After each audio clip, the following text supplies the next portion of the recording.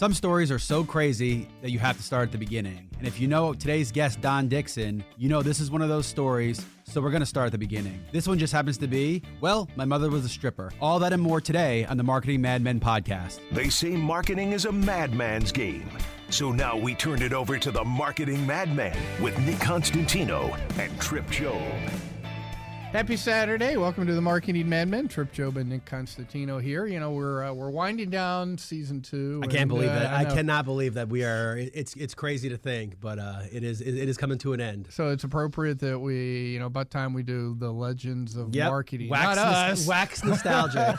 Wax nostalgic. Yeah, That's for what the we're last gonna 2 do. years, and we're fortunate to have a true legend with us today, and I think we're gonna have a lot of fun talking. So For sure. We got Mr. Don Dixon here, and before I try to explain what the hell he's done or what gives him the criteria to be a legend, have this conversation, I'm going to turn it over to him to let him do that so we can frame this goofy conversation that we're going to have. Well, I'm going to try and do this as fast as I can because 50 years is a lot of time to kind of put into an encapsulation, if you will.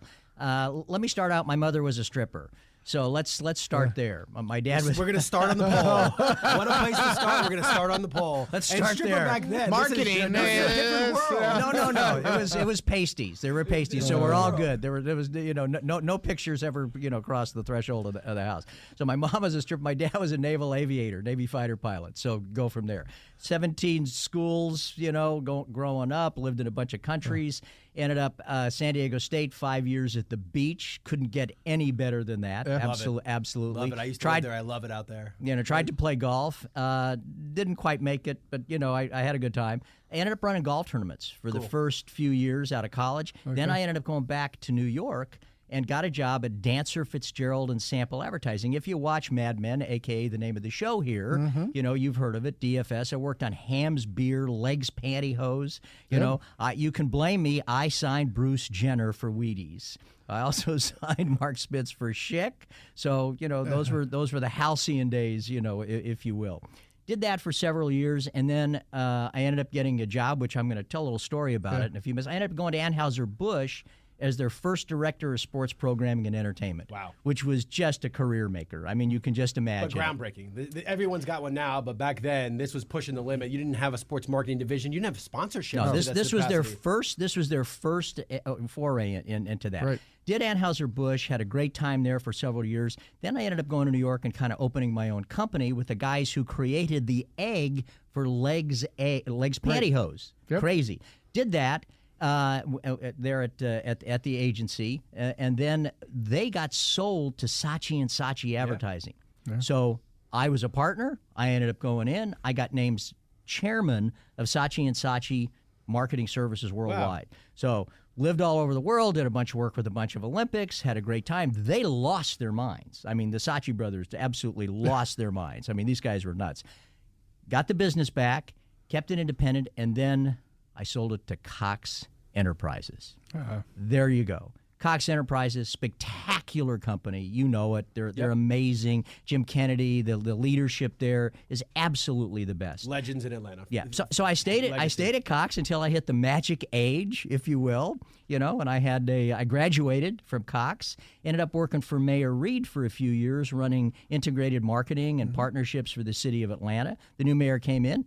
I got canned. It was over. Got canned. And then I started my own company back up again. And then I ended up working for an agency here that did marketing for the Air National Guard, the Secret Service, and the Capitol Police. Wow. Left there recently, and now back out on my own doing consulting for a number of agencies. That is a wealth of experience right there. And and as you were mentioning some of the names and the companies, I've only got a third of a century in the business, but one of the things I think about is that there are a lot of those stalwart names that you talked about Saatchi & Saatchi kind of being a little crazy and changing. And then there was others that didn't honestly change at all. Right. And kept in their own mindset. And when we get into stories, I have a BB Dino story.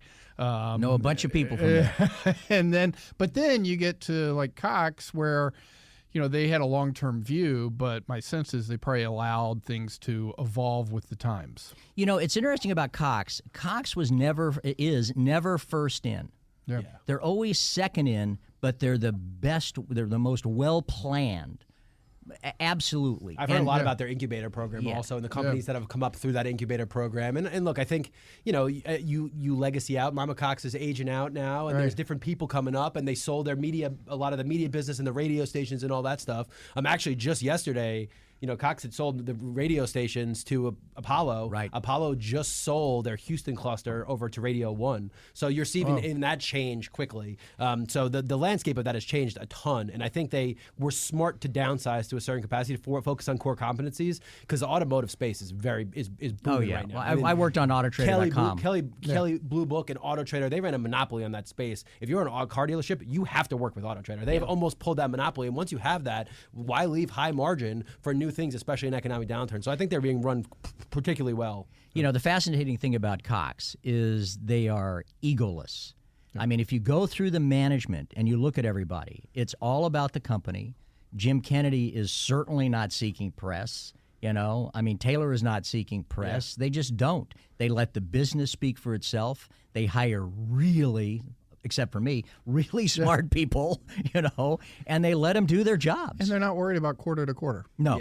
I mean, that's But when they took the company back, they took cable back private. Smartest thing, absolutely smart.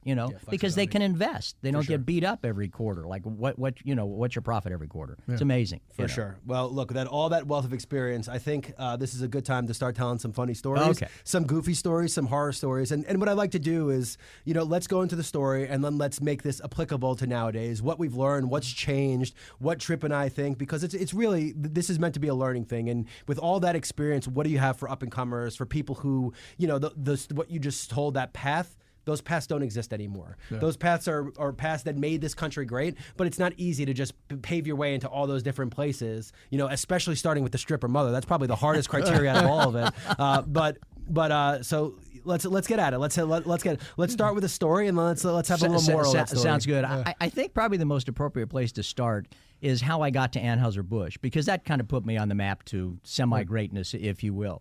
So I was working at Dancer Fitzgerald Sample Advertising, and we'd just done some really fascinating things. I got Toyota to become the sponsor of the U.S. Olympic team. It helped forestall import restrictions in those particular days. So I had a little bit of ink, and a guy called me, a headhunter, and he said, hey, Anheuser-Busch is looking for somebody to run sports and entertainment. Well, in those days, it didn't get any bigger than that, So I'm talking to him, and I'm thinking to myself, you know what, who is this guy? Who's calling me? And that was the first thing I always try and do when you talk to somebody is what's your background? You don't have LinkedIn. It's not as easy to go figure that stuff out. I'm on the phone. I'm on the phone, and it was a dial phone. Morse code. Who is this guy? Who is this guy? Yeah. So I found out a little bit about him. The guy, he loved Formula One. He was a Formula One fan. And he loved wine. So he said, well, where are we going to meet? So I'm thinking to myself. So you have to be European. When is this? Who Formula One and he was wine? from St. Louis. His dad was a farmer, for God's sake. But he had, this was his passion. So I said, wait a minute, you know what? Let's meet in New York at a restaurant called Le Chantecler.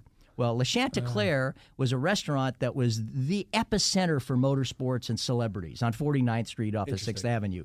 Former Formula One driver from the 20s and 30s, owned it.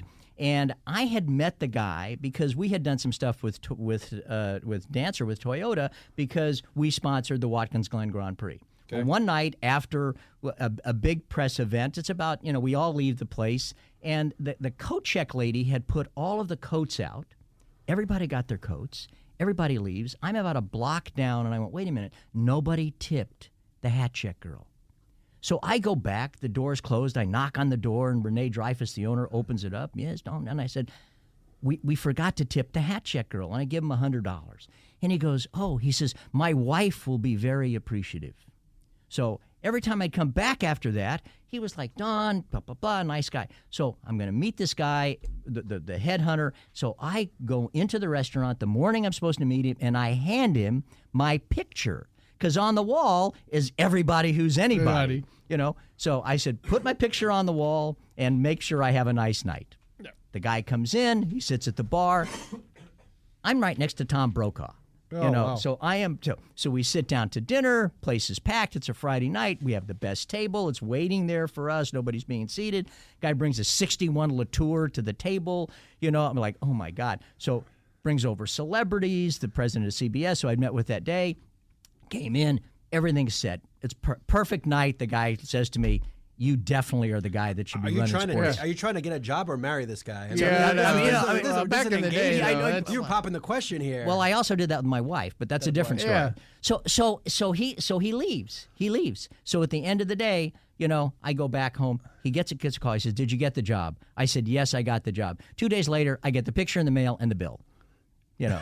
So the real lesson is that be nice to everybody. Oh. Be nice to everybody. The hat check girl, the waiter. It could have been his son. The shuttle, you never know. Shuttle drivers. Exactly. The stories. I mean, the Amazon stories. stories. Don't be a jerk. Yeah.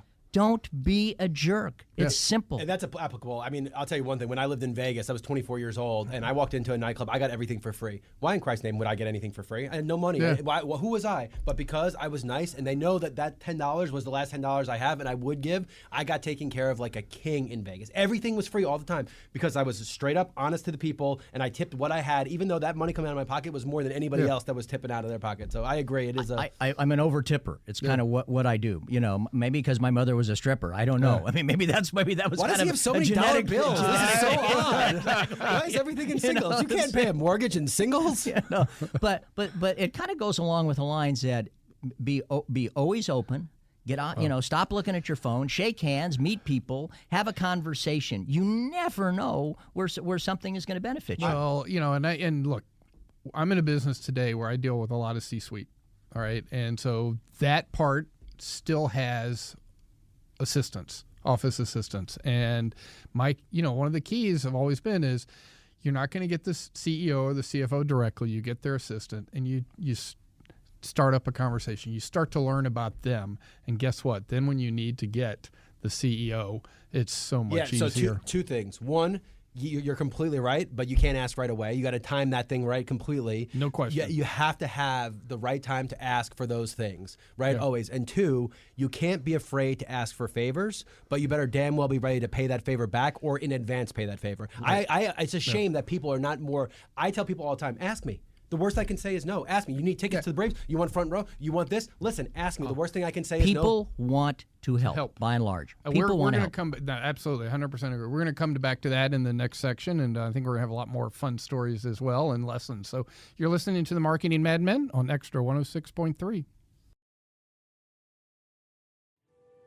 This morning in the Atlanta airport, no one's missing a meal on Mac Wilburn's watch. With 11 restaurants to serve passengers, he's got dining for every destination.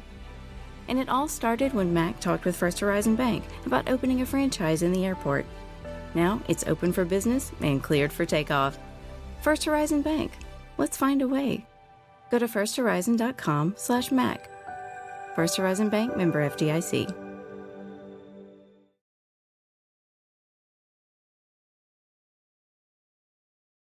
Now back to the Marketing Madmen on Extra 106.3 FM. Welcome back to the Marketing Madmen. Trip Job and Nick Constantino here with a good friend and mentor, I think, to many people, Don Dixon. And we were talking a little bit about, don't be afraid to ask and, know your ask and know how you're going to repay your ask. And maybe we'll start with that. Yeah. And look, I think this is a similar thing with marketing, right? You got to have some strategy to how you do things, but it's also got to be that instinct to go and run and tip the coat check girl, all right? You got to just know when to do the right things, when to apply the right principles, and you got to be a little strategic, right? You had this guy, you had the perfect interview set up. Had you not met that place, maybe this job wouldn't have happened. So it might be improv, which is the best kind of strategy, but there's got to be some strategy into this. And I think in your career, it's a very similar thing, right? Marketing is about human interaction. It's about communication. It's about knowing people. It's about getting stuff for free and giving stuff. I always joke, I don't need T-shirts, but you know what I always get? Thousands of T-shirts, because everywhere I go, everyone wants to give you something because you're a person of influence. So all I'm going to say is throughout your career, as you grow and you develop, as you're a marketer, as you're a business, don't be afraid to ask people for things. Be willing to give things back, and don't always be so uptight about it. Be fun, be flexible, be able to, because you never know when that will get you to the next part of your career. So, what do you got, Trip? What do you got, Don? I think, again, if I'm just giving advice out, I think that's a great way to start, because that is marketing 101. And what you can give is not always things. Sometimes, people refer to me a little bit as a connector. Yep. So right now, one of the things, I actually just got off a call yesterday with one of my clients. We're having lunch, and we're actually going to get them back. And so we do the research and intelligence for them. And, I know them well. But I said, what are the other challenges? What else are you facing? And they need people, right? And so I said, I think I may know someone. I said, are you willing to look at an organization that can do this? And this is blue-collar trade people they need, right? I mean, the trades these days. Yeah. Well, it just turns out that not only did I know someone who may be a perfect fit for them, but they're a prospect I've been trying to get into. So guess what? I'm going to be calling and connecting this guy and say, look, I've got a client that I think really can use your services. Perfect. You thought on your feet, improv, but there's strategy involved, and there's a bigger picture. And so sometimes it's connections, it's people, it's not just things. But how can you always be thinking and asking? It started with the question, not anything that we could do, but what else? What are the other struggles you're having right now? How can we help? You know, finding out what people's problems are probably the most important thing to do. You know, I mean, at Cox, you learn that. Discovery. It's discovery. You're sales guys. I would say as important that you had to develop rapport first, because you got to have that trust to find the problems, because most times people aren't just going to come out and tell you, start bitching about the problems. They're not the problems you can solve. So you have to develop rapport first. Exactly. Yes. I've had about a 4-year relationship. I had on my own with this client, and now with my new business. And so yes, but you know, you can, after a short period of time, develop some of that if you're genuine. Yeah. So let me jump into another sidebar here, another story here, and because the pension check shows up every month, this is a Cox related story, so I want to thank them, if you will. This is an Auto Trader scenario, and it's kind of fascinating. When I first came over to Auto Trader from corporate, Auto Trader had not hit the peaks that it was at now. It was probably about 400 million or whatever. Right now, it's close to 2 billion. So you know what the growth has been absolutely meteoric. So when I went over there, they just signed a deal to sponsor some of the auto shows, some of the big auto shows. And they got the studies back. What they had done is at the auto shows is they really didn't have a core idea what they wanted. What the goal was is let's get in front of dealers, because we're probably going to start to list new cars, not just used cars. So we want to get to know dealers. And, of course, they have used cars. So it's a dealer relationship. And if people are at the auto show and they don't end up buying a new car, or they think about it, they'll look at Auto Trader. Well, what they did is the execution was horrendous. It was a car with ping pong balls in it, and you came up and you got to guess how many, and it didn't happen. I mean, nobody was going. It was voted the worst exhibit at the New York Auto Show. There's so much wow factor. Hello, worst exhibit. So the prevailing mood around the company and the department was, we made a bad decision. Let's drop this. We're not going to do it. And I came back and I said, wait a minute. We don't have enough information. We really don't. So it's the right target audience twice. You got the dealers and you got the people who love love cars. You got the exact audience. We didn't have the idea. The execution wasn't We didn't right. have the idea. So what I did is I sent people out to auto shows run, for 6 months. So we sent people out, and and I said, video what people do at the auto shows. Well, they're there for 4 hours, and they got a rest at one point in time. They stopped. So I'm thinking, wait a minute, let's give them some entertainment. And where are they? They're they're sitting in a corner eating a hot dog and a bad pretzel, and they're getting no information. Right. So what I did is I created a quiz show that looked like a TV set. It was Jeopardy around cars. And we built this near the biggest concession stands in each of the auto shows. And it looked like you were live TV. We had on air. We had guys walking around floor. We had associate directors. We had quiet on the set.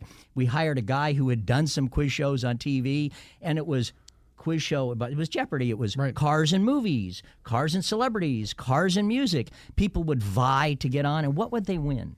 They won money to spend at the dealers to buy a car. Yeah. So funny money. There's real money. But at the end of the day, so we did this. It ran for 3 years. It was voted the best. You're ingratiating yourself with the dealers, because now all of a sudden you're driving leads. No matter how you look at it, it looks like it's a prize with tangible value. We were getting calls from dealers. How do I get one of my customers on the TV show?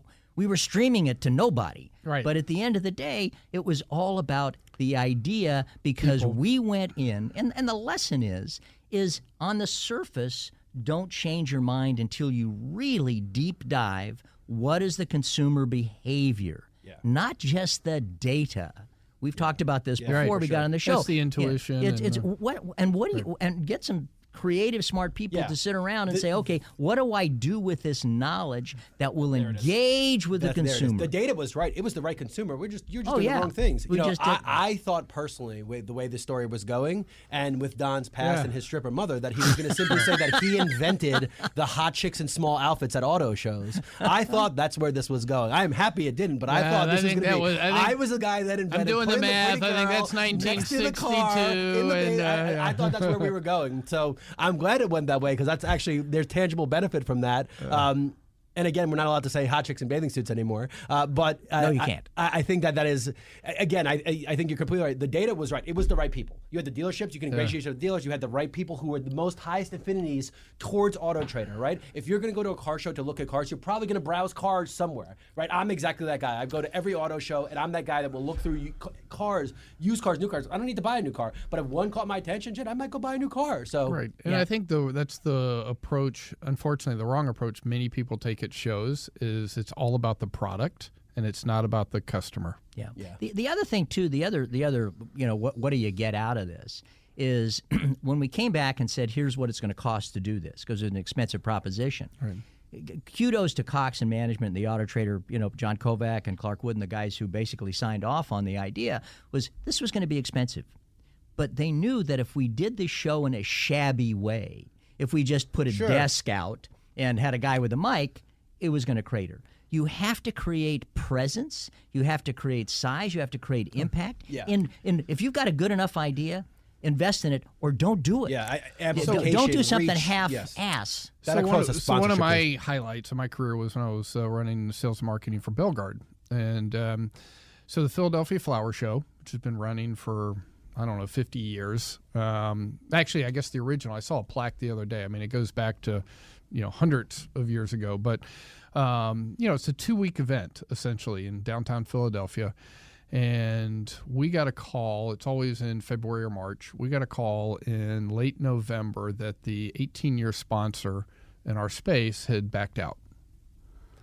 And so were we interested? And really quick, this is late November, budget's already done. So, this was a perfect opportunity for us to get in. And so we kind of worked out, tell you what, they wanted, 1 year. I said, look, it's already post-budget, so I'm willing to give you a 3-year deal if you're willing to give me right of first refusal. And I said, here's what you're asking in year 1. I can't pay you that, but I will make year 3 more than year 1. Sure. And step it up. So they knew that we've got the money, we're willing, but last minute we can't do this. So we ended up, the average was still less than the 1 year they wanted, but we gave them a 3-year contract. They're still doing it to this day. And, we got in there, and the experience that first year was, sure, we did, we had our displays, we had the flower, everything that came in with our displays. But we did a couple of special events, brought the dealers in from not only Philadelphia, but from New Jersey, even Boston. Sure. Yeah. Because this show pulls up and down the East Coast. And just in the Philadelphia market, where we were like 5th in that market, we were 1st or 2nd most everywhere else, but we tripled our business that first year. Yeah. I mean, the auto show, basically, in each of the auto show markets where we were at, the dealer business, because that's where the revenue is, obviously. The dealer business went up, and also site traffic went up, because we were hitchhiking on the auto show, advertising at the end of the day. Yep. We also replicated the game that we played online. There it is. We replicated the game online. There's your scale. So we scaled. We didn't do that till the second year, but we replicated the game online. And that's what's so important. Okay, so when you have sponsorship, any type of sponsorship, the event itself, what you invest in should be.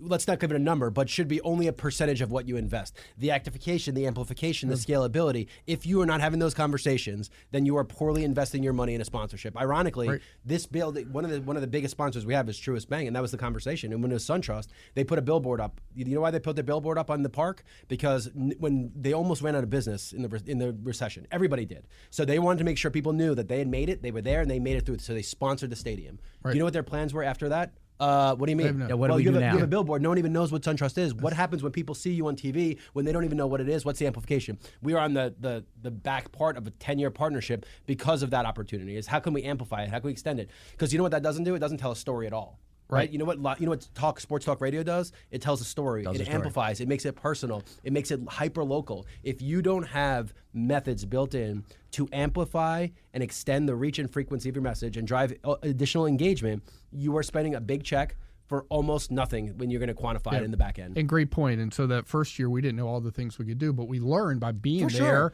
that year one doesn't have to be Good Morning Philadelphia actually showed up on some of the, so we already set it up. Year two, we had a Good Morning Philadelphia in our booth. Right. And things like that. And it doesn't have to be year one. You're supposed to feel these things out. That's why you do long-term deals. Yeah. But again, what people do, they make the mistake of saying, hey, I can't afford this. I already spent much money on X. And that is the flaw. You are better to do a smaller deal with the principal property and then put more money towards amplifying it. That's why some people will buy, the marks to the Atlanta Braves or the Atlanta Falcons. You're talking $250,000 just to be able to say partner of. If you don't have a plan to use that, what are you doing it for? Right. What are you doing it for? Are you using it to build affinities? Are you using it to go after the right people? Are you using it for hospitality and play? And hospitality shouldn't be where it ends because there's additional ways to amplify it. So it's an important point here is when you start these things, one, hopefully you're working with someone that'll allow you the flexibility to spend the money required to do things the right way. Hopefully you're working with somebody that allow you a partner that will let you sink costs into year 3 so you can do it in year 1. Yeah. But all those things have to come together, and it has to be a strategy involved with flexible long-term plan. Otherwise, you're wasting your money on your sponsors. Our business now is helping companies decide, whether they should be part of our business, I should say, is helping decide whether people should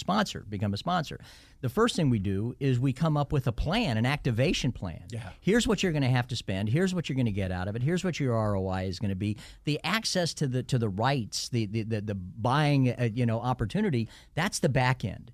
At the end of the day, if we don't have, if the client isn't excited and energized and can see how this can impact it. The other thing too is when you build a plan is look across the board. How many different audiences can it impact? It's your sales team. It's your internal team. For sure. It could be the technology team. Sure. It's the stockholders. Recruitment is the biggest one right now of all the deals we deal with. People are talking about, so college campuses, this has become the hot button, right? If you're going to sponsor Georgia Tech University, stop thinking about this as a poor football team and a poor basketball team. Think about this as one of the most prestigious technical institutes in the entire world with partnerships with AT&T and Ford. If you can amplify that message throughout that, then it makes more sense, right? So recruitment has become important. So I agree. There's so many different facets of it. You got the note. You're leading into my next example. Recruitment. So Holy, this is completely an accident, by the way. I don't know how I'm setting up these segues. We didn't plan any of this. It was onomatopoeia or whatever the hell that is. At the end of the day.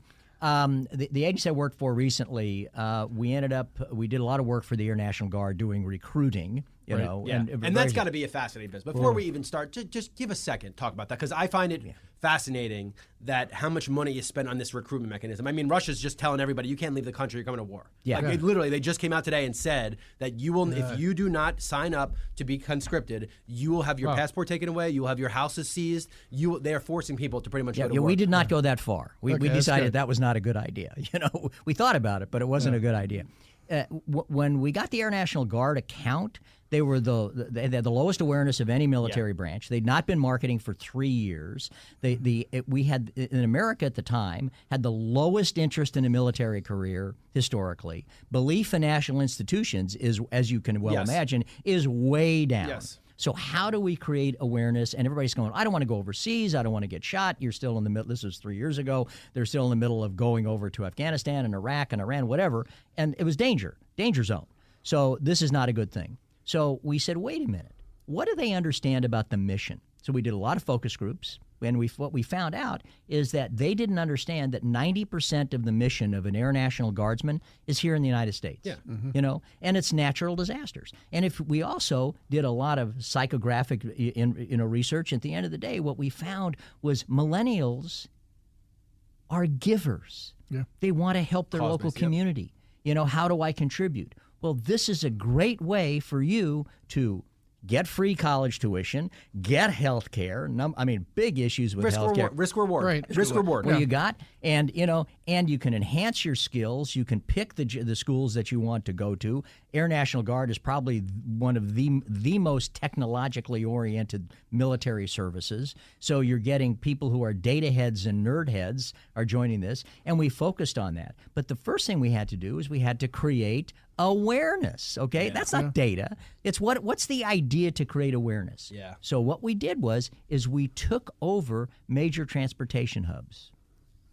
We took over Madison Square Garden, Penn Station, the L.A. airport. High density, and 300 ad units at each of these. National Guardsmen walking with Air National Guardsmen walking with local police. Interviews of National Guardsmen. Radio remotes. Thank you, radio. Right. Radio Amplification. remotes at each of these locations. I'm telling you, the numbers went through the roof in a very short order of time. That year when we had the account, the Air National Guard was the only military that hit all of their recruitment goals. And that ended up us getting the United States Secret Service account. Well, and look, I the think Capitol Police account. I think you bring up a good point that we talk about a lot. One of the things about when you stop marketing, first of all, if you've been a long-term marketer, it's going to take years for you to see the impacts of your stopping in marketing, right? But you said you were off for 3 years. So doing that huge blitz with that huge strategy was making up for what you'd have to do for 6 months or 2 years to get the buzz we back couldn't going. nickel and dime it. We couldn't say, well, let's just go run some spots. And that's the important thing here. It was not going to happen. The other thing we did. you didn't want to be a mile wide. Yeah, the other You thing had we to be did, deep. going back to radio, okay, is the Country Music Awards, the iHeart Music Awards, and what we did is a lot of celebrities had their homes saved by Air National Guardsmen during the forest fires. In California, yeah. And the forest fires. So we went there and we enlisted, asked the celebrities, would you put a little shout out PSA, for us essentially, on the yeah. red carpet? They're going up and saying, I wouldn't be here if it wasn't for the Air National Guard. The numbers were off the absolutely crazy, and it was sincere. It wasn't a contrived. It wasn't an ad at the end of the day. Yeah. So it's 360 marketing. Yeah. Using all your tools, coming up with a big idea, spending behind it. And executing it smartly. Yes. So I happened to see this week someone threw a post out. Can't remember what the airline is. I think it was an international airline, but they did an escalator wrap. Yep. Right. So it showed, so and so fly whatever. Well, the problem was it was on the down escalator with the nose of the plane right at the bottom of the escalator. Should have gone the other way. Yes. We actually did escalators at Penn Station too, but we did the plane going the other way. Exactly. Well, that's what I'm saying. It's like execution. Well, what it was kind of, it's simple things. We had a visual of it was a digital board as you walked into Penn Station. And it's 12 feet high or whatever it happens to be up there, and you look up at it, and it's the back end of an F-15.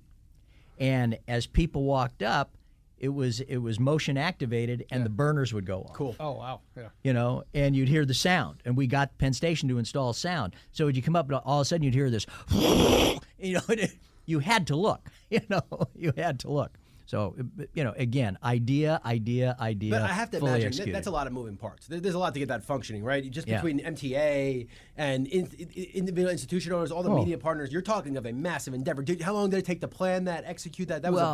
Here's this. If we were a commercial concern, it would have never happened. But we were the federal government, the Air National Guard, national defense. Need to keep our mission. You need the people to fulfill the mission. Station, I mean, that is one of the biggest hubs in the world. If you talk about a place where there's federal presence, let's leave it at that. Walk around, and they have military people everywhere. Everywhere. But during this time, the only people there were Air National Guardsmen. And the problem is the Air National Guard uniform. Looks very much like the Air Force uniform and the military and other branches of military. So we had to do something unique. And we got a dispensation for them to wear a cap that had Air National Guard on it. Yeah. And by their that's stanchions, not easy business. It was hard to do that. Yeah. But we pulled off a bunch of different things to make sure people knew that's Air National Guard people that are there. So it works. It's great. Yeah, it's a great story because, again, going back to the federal government and just these are all different mechanisms in how they operate, right? Everything story you told was a completely different entity that operates completely. Like Cox Services that operates very differently than the federal government. Completely. So what about everything. a lot of our listeners here are maybe smaller businesses concerns. Maybe give us a nimble, quick hitting. Obviously that was an immense type of project, but a story on something that was more than $2. Yeah. It was expensive. I'll get real simple. Bridgestone tires wanted to sell tires. We're out in California. They got an extra shipment. What do? We went up to ski resorts and hired the guys who parked the cars with a tread depth indicator to walk around the parking lot and check the tread depth of people up there in snowy areas, and then we put a thing, a slip of paper underneath their windshield that said, "You're going to die on the way down the mountain unless you buy I've done that drive before. I've driven up to Big Bear, and I had to put chains on my tires. Exactly what so I'm talking about. You're not joking here. You go from elevation we did. real fast. Yeah, Like, Big Bear's a great example. It example. cost us $1,000 to hire these guys. We brought in a truck with the lifts and everything. So before you leave the mountain, stop and buy Bridgestone snow tires. We sold the living crap out of tires. Simple, great. Yeah. And it was just real easy. The guys who run the resort are going, "Who are you? How did you get here? What do you do?" And they're not going to kick us off at the end of the day. We greased some palms, right? But it worked. So you can have a simple idea, and it doesn't cost a lot of money. Yeah, but you're providing a service that people need, whether they know they need it or not. Right. And ultimately, if you're driven in that and space, we saved lives. Yeah, I felt so good. We saved lives. And you're letting them know they need, letting them know they need it. Through some knowledge, letting them know they need it. Yeah. It's actually one of my biggest frustrations in life is driving around and looking at people's tires and seeing how bald and flat they are, like how dangerous it is. Like, just change your freaking tires, dude. Or the other one is I see people on 400 or 285 here, and their wheels are wobbling. I'm like, I grew up in a gas station. My dad, after retired from the Navy, and I know it's like, oh my God, what people drive. Yeah, it's amazing. And these are easy fixes. That's the frustration. So when we come back from the break, maybe we'll get into, we've talked about some great examples. Maybe we'll get into some classic fails and a few other stories like that might be fun. So you're listening to the Marketing Madmen on Extra 106.3. We'll be right back. This morning in North Carolina, wheels are spinning. Determination is winning. A passion is now a thriving business, and it shows no signs of slowing down. How? The power of a conversation, like the one Clint Spiegel had with First Horizon Bank about starting a bike wheel manufacturing facility in Asheville. Now it's not just talk, it's rubber meets road. First Horizon Bank. Let's find a way. Go to firsthorizon.com/Clint. First Horizon Bank, member FDIC.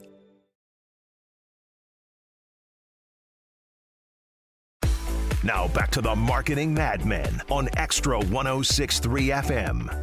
Welcome back to the Marketing Madmen. Trip Job and Nick Constantino here with Don Dixon. And so we were just kind of teasing. We've talked about a lot of great stories and examples throughout your career. And, there's got to be some, whether they're yours or the ones you saw, some epic fails. And how do you learn from that? I'll give you an epic fail. When we were first launching the Toyota Celica, it was a little four-banger engine, certainly not fast, and we decided we're going to make it the pace car for Formula One races. And nothing can go wrong there. Nothing can. I think it might top out at 88 miles an hour when the cars are going 180. Don't steal my lines. Don't steal my story here. So we got it. We got the Celica, and we're at Watkins Glen, and I came up with a brilliant idea at the time. It seemed such a good idea. Let's hire a Formula One driver to take the press for rides in the Celica.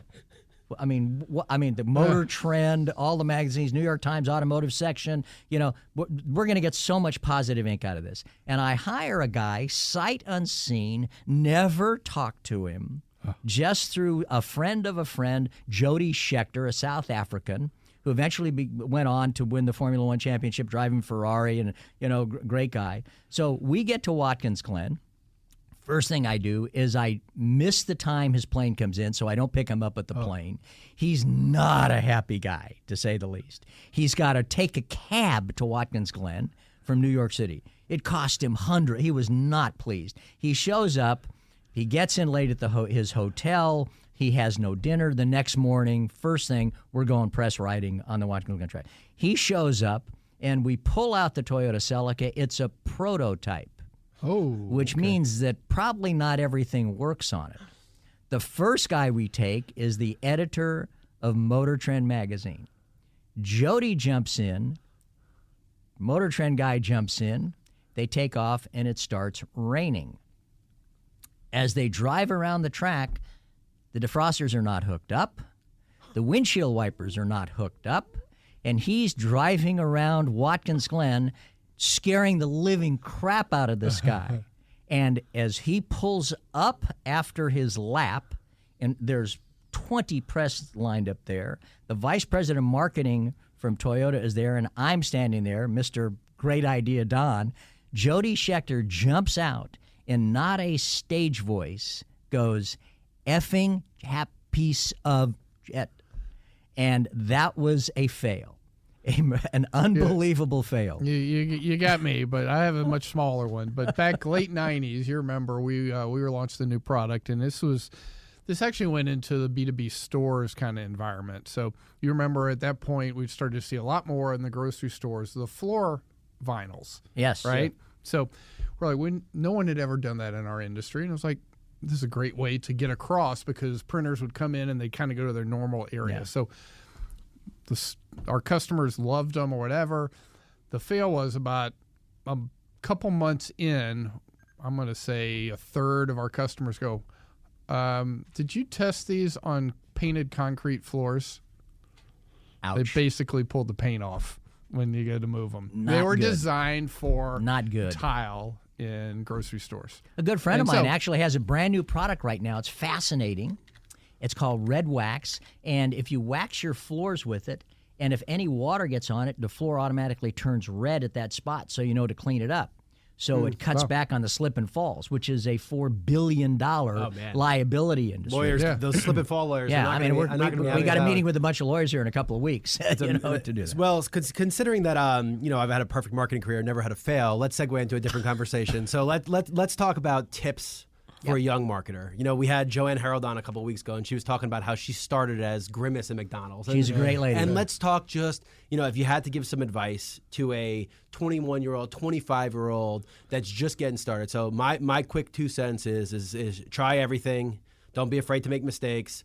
But most importantly, don't make the same stupid mistake twice. You're going to make mistakes. If you make it twice, shame on you. If you make it once, you learn from it, then that's a good opportunity. What tips would you have for someone coming up in the marketing space that wants to have a career like you did? What advice would you have for them? I think the number one thing, at least from my perspective, is be as well-rounded as you can. Mm-hmm.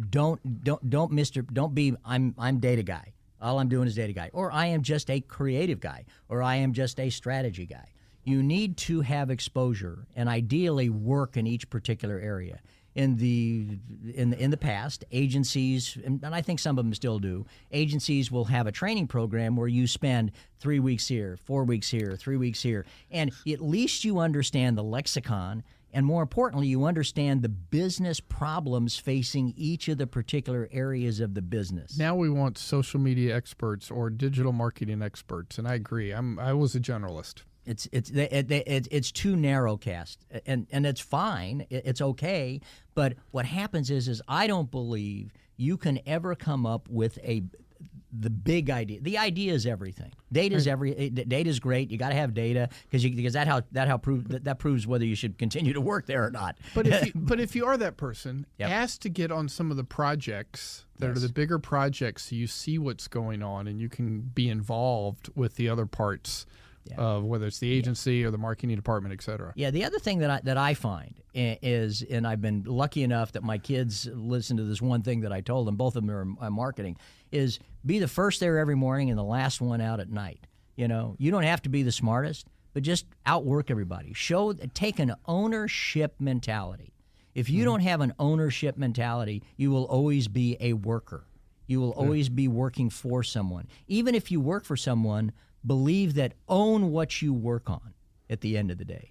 Take tremendous personal pride in it. If you can't take personal pride in what you're doing, if you don't go the extra mile, I can't tell you the number of times that I've run into people that say, hey, at 6 o'clock or it's Saturday, I'm not answering the phone. Well, that doesn't work. No, not in marketing. Not in marketing. That does not work in marketing. Right. And the other one, I had one of my early clients and mentors, told me, he said, look, ask the questions. He goes, the first 6 months, he goes, you can ask whatever you want. As long as it's not truly confidential, I'm going to tell you. He goes, 6 months to a year, I'm going to start, certain things I probably expect you to know. But he goes, after your first year, don't expect to ask those questions. We expect you to know it. So some people, I think, are very hesitant to ask questions because they think it means they don't know. We don't expect you to know. But that's a good point, though. But ask them early. Ask them early. Because if you don't know them, then you're going to be screwed when you ask a year later. And it's more important to ask why are you doing something than what are you doing. Yeah. The why is everything. That's where you really learn, because you understand what's the backstory. Well, I'm doing this because of this. I'm With doing intention. this because of this. Where are you going? Why did you? Oh, I get it now. Okay, and file that away. If you got a crappy memory, write it down.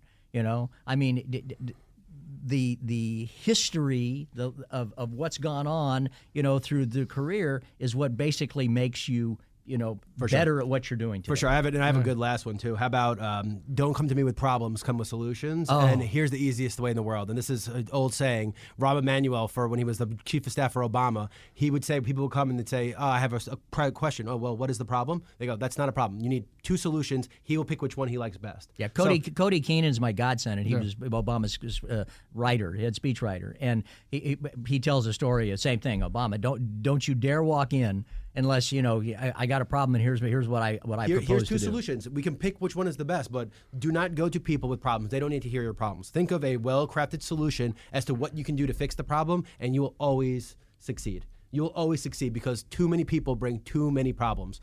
Bring solutions. Yeah. Bring solutions. Bring terrible solutions, because if you keep making terrible solutions, you might be the problem. There is always something, even in a bad idea, that you can pull out, that you can use. No question. Well, hey, Don, thanks so much. Fantastic to have you. And Enjoyed it. Hopefully we can get you back, and we'll talk some more stories. And you've spent today listening to the Marketing Madmen on Extra 106.3. We'll be back next week. It's a wrap. This morning in the Atlanta airport, no one's missing a meal on Mac Wilburn's watch. With 11 restaurants to serve passengers, he's got dining for every destination. And it all started when Mac talked with First Horizon Bank about opening a franchise in the airport. Now it's open for business and cleared for takeoff. First Horizon Bank. Let's find a way. Go to firsthorizon.com/Mac. First Horizon Bank, member FDIC.